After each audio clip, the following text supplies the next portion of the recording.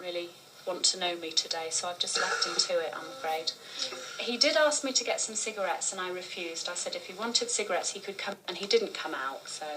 Yeah, so what, if he asks us, should we just say, you've agreed? Yeah, that he can get up. I think if he wants to smoke he can get up. Has he got any cigarettes? No, he's got nothing there. He's got a drop of wine in there. So he'd have to get I'll leave some.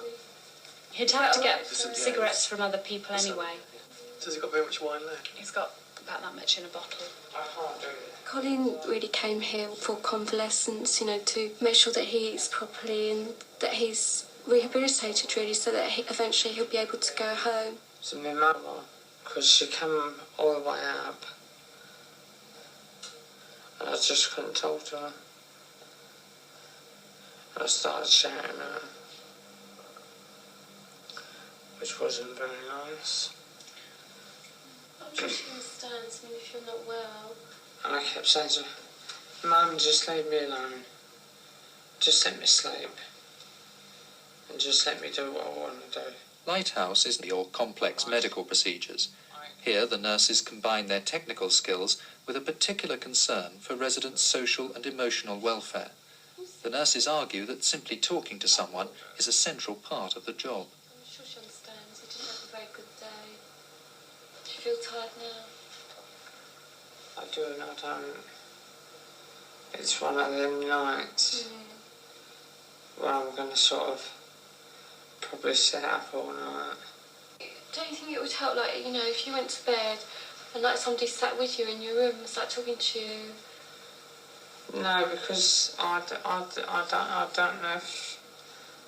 I mean, I've heard that before. Yeah, don't they bore you to sleep? No, I just sort of sit there and think to myself, God, I wish these people had gone. Just let me go to sleep.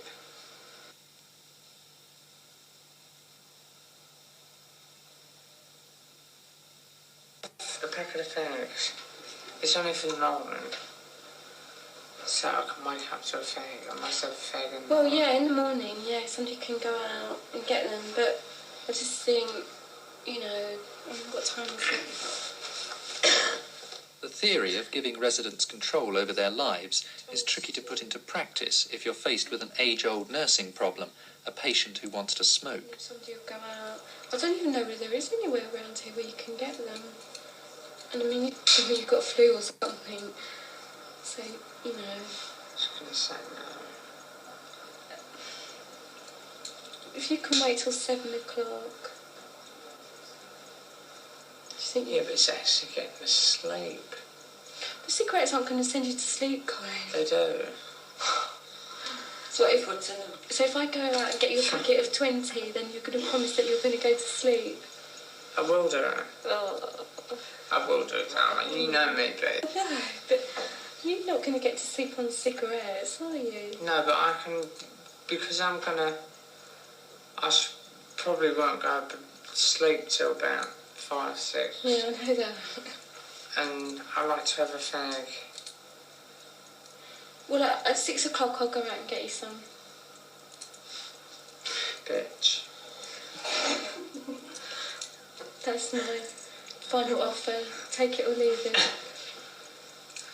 Really, what I was trying to do with Colin is negotiation. But a lot of the time, I mean, half of him really wants cigarettes, but the other half almost is like wants somebody to say no to him, because he does know that if he has cigarettes, it's going to upset Jan.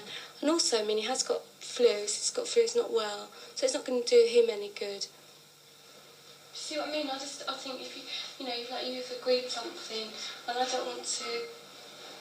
Get in between. Yeah, get in between. When you're talking about giving people control, that does what you like and whatever you want, we'll just go along with, because we see our role as being that we can give people information, and we can say, this is what we think would be the best course of action for you. This, treatment-wise, would be the best thing for you. And that's where the nurse's professional skills come in. We're not going to impose that on someone, but we're going to say, this is what we think is best. Says, absolutely no way I'm going to have that. Well, that's fair enough.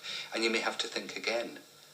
And there's constant negotiation in delivering care. Muscle injection. So it'll be 75. The work during the night is very different. It's really quite boring and tedious because you're almost just sitting around waiting for something to happen. And then there's the insomniacs who just sit up till 5 in the morning.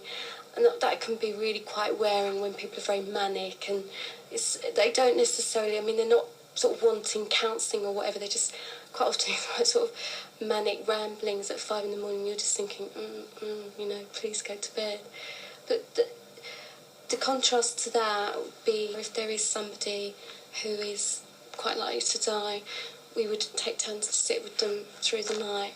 And I actually quite so peaceful.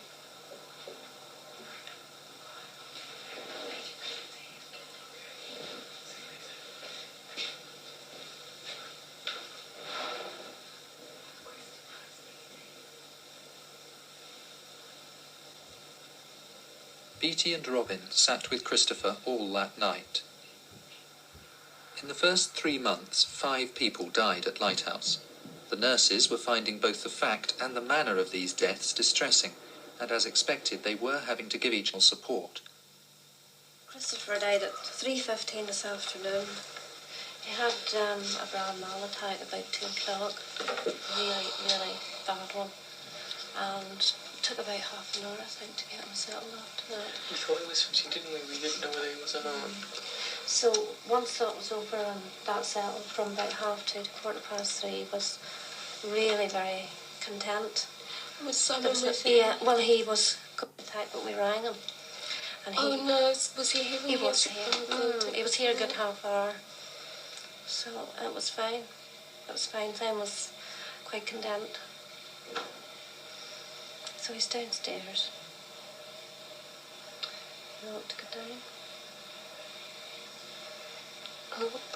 I'm glad. I think we are. It really was.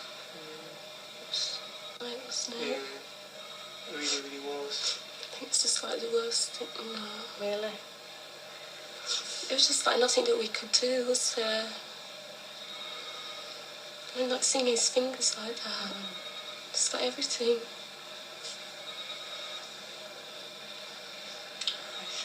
Okay now.